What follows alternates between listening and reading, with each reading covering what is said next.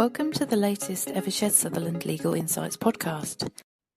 Hello and welcome to Pensions in a Pod, a podcast series by Evershed Sutherland that keeps you informed on topical issues within the pensions and benefits world. I'm Jeremy Goodwin, partner and head of pensions, and in each episode within this series, we'll hear from speakers across our pensions and benefits team. Hello and welcome to this latest edition of Pensions in a Pod. I'm Jeremy Goodwin, the head of pensions at Evershed Sutherland, and Happy New Year to everyone. Obviously, happy new pensions minister as well, and we welcome Torsten Bell to the pensions landscape. Looking ahead to 2025, delighted to be joined today by my colleagues Simon Daniel, Amanda Small and Charlotte Cartwright. And we're going to be thinking about the developments for 2025 and beyond across both the landscape on DC and DB. So without further ado, let me just ask our panel, from your perspective, what are the biggest things for us to be looking out for this year in relation to DC and DB pensions? Thanks, Jeremy. I'll start. It will be another big year for DC in terms of the pension schemes bill and the outcome of the consultations on DC reforms to drive consolidation and greater investment in UK productive assets. So just starting with the pension schemes bill, which we are expecting at some point in 2025, there's going to be a number of things to look out for. And the first is that the pension schemes bill will bring in measures to deal with the build-up of small DC pots. That's been a huge issue since the introduction of auto-enrolment in 2012. It's been great getting people saving, but now we've got issues of lots of small pots dotted around as people have moved or regularly moved employers. Also, we'll see the introduction of the new value for money framework for trust-based DC schemes. So really seeing a move away from costs to value of a pension scheme of a whole, so looking at investment performance and also the quality of services that's provided to members, so not just cost. Also, requirement for trustees of DC schemes to offer a range of retirement income solutions. That will either be through the scheme or through a partnership with a third party. So not only now are trustees guiding members through that accumulation phase as they build up their DC pots, what this will be and what it's been badged as is guided retirement, looking at helping and providing guidance to members as they go through to retirement. And a key point there will be the responsibility of the trustees, and that level of responsibility or liability to some extent will depend on what option they go for. Are they going to offer something via the scheme, or are they going to offer it through a third-party arrangement? So key there will be very much those third-party contracts that they have in place. And Amanda, I guess on that also, just being really clear on the comms side to members in terms of actually where responsibility sits and trying to be as clear as we can in relation to that to try and manage who's responsible for what. Yeah, definitely. You hit the nail on the head. Auto-enrolment is very much, we'll put you in this arrangement, 95% of active employees are in a default. All of a sudden, they've been saving, percent of their salary has been taken for how many years? Then all of a sudden, we're like, right, you've got this lovely pension pot.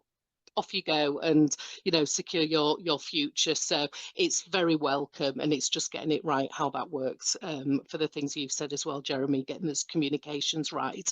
And I see it actually will be communicating a lot earlier with members, not 50. We need to go earlier to get people engaged, and then it could go back to actually when they enroll within the scheme. This isn't just about the accumulation, this is about taking you through to retirement as well. Exactly.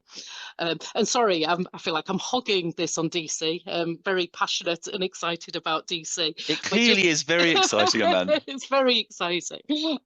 So just to finish on the recent consultation as well, and this we will see once we get the response to the consultation, this factor into the pension schemes bill as well. And this again is their real drive of the government for scale for commercial DC, and you'll have seen badged around the mega funds, so looking at schemes having a minimum of at least 25 billion by 2030. Also looking at easing some of the transfer rules. So currently transfer rules from trust-based to trust-based very clear set out in regulations. What we haven't had is similar for the contract-based world. So we're going to see some changes to allow contract-based to transfer over to trust-based. And also, we're going to start seeing a role change of role for employers and its advisors in how they review the types of arrangements that employers have, because as you would expect, currently that is very largely focused on cost, and there's a huge move away from that. So I'm now going to let other people speak, but as you can see, the intention for DC is very much on scale, and what the government want is to really unlock investment in UK private equity and infrastructure, and they view that as something that will help deliver outcomes, better outcomes for members. There's so much on that DC agenda, isn't there? And the other facet, I guess, to the government's consultations that are ongoing currently, apart from DC, is the LGPS and those points around building scale in the LGPS pools so that those can become something like mega funds, along the lines of the Maple 8, where you have very sophisticated institutional investment houses actually allocating capital, hopefully to the UK, I think, in the government's view, but I think in reality they'll become global investors in productive finance type assets like the Maple 8 are.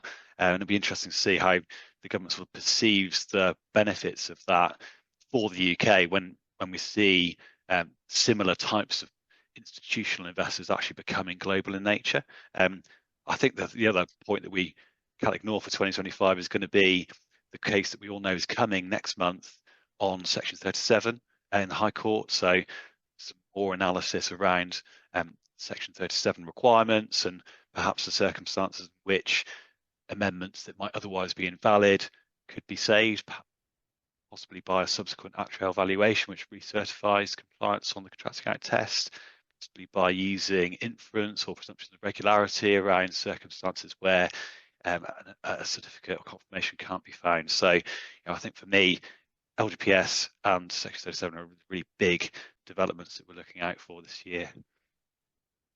I'd absolutely agree with all of that. And that also feeds into big set pieces that we're already used to and already scheduled into schemes' life cycles, like the valuation.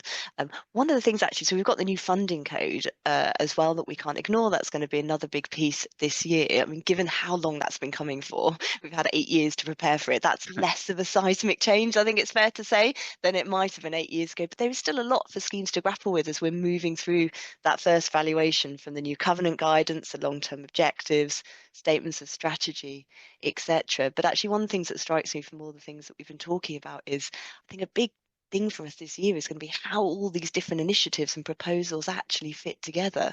Because you look at some of those, like the new funding regime that's been a long time coming, and you start to think, actually, how does that fit with the productive finance pieces that Simon and Amanda were talking about before? Because it doesn't necessarily fit that easily with them. So I think a big part this year is looking at all these very important, very big initiatives and saying, how do we pull them all together in a way that's coherent and means that we're getting legislation that's useful, that's productive, and that's driving us towards a particular conclusion. Thanks, Charlotte. Thanks, all. I'm interested that none of you have mentioned pensions tax so far. You might recall we did a really good Pensions in a Pod with Baroness Ros Altman about the change to death benefits and the IHT hit. And it was very much on Ros Altman's mind that we can expect something more to come through in relation to the topic of pensions tax. But you've not mentioned it. So I thought I'd challenge you. So does that mean we're all done on pensions tax? I'm not sure we're ever done on pensions tax.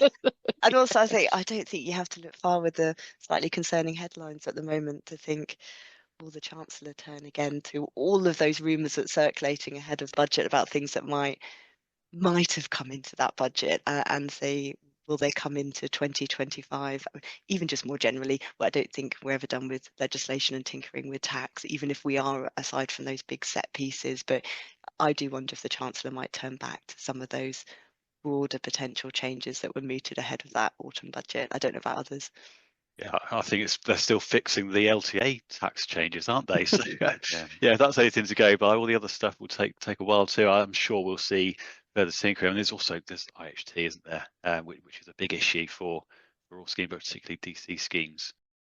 Absolutely. And I think what the IHT changes, because I know we've got the consultation, but that's more on the technical detail. This is happening. And what we're going to see in DC is, the changes that were introduced in 2015, freedom and choice. There's a huge move away from that. It's clear the government's intention is to move away from pensions for savings, and your pension is what it says on the tin. They want that to be used for pension provision. So we'll probably see other ways in which people will look to save in terms of retirement lump sums, because we'll see a move away from pensions being used for that. Yeah, it's a really good point, actually, Manu. So I know we've been talking about sort of short-term hot topics, what's coming up for the short term this year, but actually there's obviously a lot coming up on the longer term time horizon. I think that IHT that you just mentioned is a classic one of those, that it's not due to come into force until 2027, but I think it's going to occupy a lot of people's minds this year as the industry works through what's changing, what does it mean for the members and the scheme, how exactly is it going to operate in practice, and we should hopefully get some more answers in the finance bill to some of those open questions out there. But also I think trustees will need to be thinking about when and how are they going to start talking to members about this, because this is going to impact a lot of people's longer term planning. Yeah. Is there anything else, guys, which is out there in that longer term piece that we should be thinking about? Well, I think I'd definitely put dashboards in that category, because there's only 2 or 3 trustee meetings for most schemes to get themselves ready to connect this year to the dashboards ecosystem and infrastructure, and the go live date isn't going to be this year. There's a possible question mark around whether it will be when the government has said it will be, but there is a lot to think about there. Setting What's your thoughts on that, Simon, just quickly? So on that dashboard connection timetable, is that going to change, do you think? Well, I probably, if you asked me that question about a month ago, I would have thought, well, the government's committed to this. Obviously, previous pensions minister was very vocal that it should be done. But I think we've heard in the last week or so that there's been issues with the initial testing phase and connection. So it makes me think that it's such a difficult technological exercise, and it's so important to get right. It does make me think that more time is likely to be needed. But there is work for schemes to do, and I think schemes would probably also welcome a little bit more time setting those matching policies, dealing with contracts with administrators and ISPs, thinking about the privacy notice and data protection policies. So, I think it's so important to get this right, that government, that the technology providers and schemes themselves just need to be in a place where they're ready. And really important. do you know what, Simon? I absolutely agree with that, but I also think from the opposite perspective, trustees and administrators, as they're getting ready for this, also need stability. And there's been so much work done in the industry. My fear is, I suspect you're right, I suspect we'll see some slippage potentially in the staging dates. We're obviously still waiting for the dashboard's availability point, when it's going to go live, and theory when that might be. But my one hope that if there is slippage in that timetable is that what we don't see are big changes in what's expected from trustees and administrators. Because you look at this technical change project and think, how long does it take to code all of this to get all schemes ready? And the last thing that I suspect administrators and trustees need is more guidance and changes, unless it's helpful clarifications coming out that they're then going to have to respond to before their staging date or before they start sharing data. Thanks, Charlotte. Thanks, Simon. And in terms of just anything else on the radar, perhaps one last is good, a quick shot from each of you. So, Amanda, from your perspective, anything else which kind of unexpected, which you're seeing either coming through this year or in the longer term? Not necessarily unexpected, but more longer term, it's going to be the race for scale within the commercial DC market. So it's going to be very interesting to see how the market responds to that. And all those initiatives that I talked about at the start, they all will feed into that scale. So small pots, that's going to drive consolidation. Guided retirement, I think, as well, will really focus on consolidation, certainly for those own trust schemes, because employers, trustees probably aren't going to want that responsibility in terms of guided retirement. Value for money, that's going to really filter out some of those schemes that are maybe poorly run, or actually just aren't on the same scale as some of those larger commercial arrangements. And then investment in illiquids, we're definitely going to see a move on that already. We're seeing some of the bigger schemes looking to move away from pooled mandates to more segregated mandates to give them that ability to be able to invest in wider choices in terms of illiquids. Impacts that may have on the market, we'll have to see, because we're starting to see quite a lot of what we call secondary transfers. So employers are reviewing some of their workplace arrangements. So, for example, if it's a master trust, we're already seeing employers reviewing those and looking to change to a different master trust. As we see investment in more illiquids, actually, we're going to see how's the market going to respond to that, because it's not as easy to transfer over illiquid assets. And I know certainly Simon and I have come across that in the buying world, where it's a lot more difficult in terms of illiquids. So not necessarily unexpected, but there's a lot to come, and it'll be worth seeing. Yeah. And the government needs to be clear on that 25 billion scale, on what that actually means. Is it provider, is it scheme level, or is it fund level? We need clarity on that, which we'll get from the consultation. And also they do need to be mindful of how the market responds to that in terms of competition, and actually the drive is on, we want better value for members, but if you're taking quite a lot out of the market, how can you, are they going to be as innovative in terms of what they offer? So yes, it'll be good to see how that, there's definitely more to come on that this year. I was going to say, I think likewise, there's a large part of the private sector DB industry that's crying out for government to do something, at least indicate what it might do on options for DB schemes, and particularly flexibilities around releasing surplus from ongoing schemes, because of course, DB private sector is gradually running off, but for government that means a diminution of support for the gilt market, which is so important, and schemes that are setting their long-term objectives are wanting to know whether actually getting access to surplus for members, for employers, also DC contributions, something which can be done more easily. So I think it'd be really good for government to see that come through early in the new year, as we see schemes setting their targets under the new funding regime and working out sort of how they're going to reach their end games. Thanks, Simon. And Charlotte, one last thing from you. I think mine would be a slightly separate issue, actually, which is ESG and responsible investment. So one area that I expect and that I really do hope will carry on being an important topic both this year and into the future. And we just saw that last year with the regulator supporting schemes doing more in this space in the general code. So not just schemes that are subject to TCFD, putting out its ESG resources to, in its words, help trustees go beyond minimum compliance. And what I expect we'll see is a two-tiered approach, as we already have. So perhaps some of those schemes that have been doing less to date maybe doing a bit more, and then those schemes that are really active in this area already going beyond the legal minimum, carrying on building on that. And as part of that, I think we'll see an increasing focus and a discussion on linked areas to climate change, like nature and biodiversity and social factors.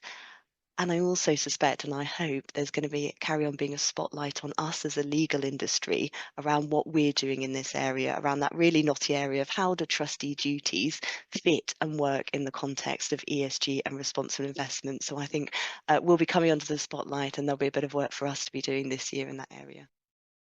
Thank you, Charlotte. Thank you, Amanda. Thank you, Simon. So going to the exam question in terms of whether 2025 is going to be as busy as 2024, I think probably maybe even more so, frankly.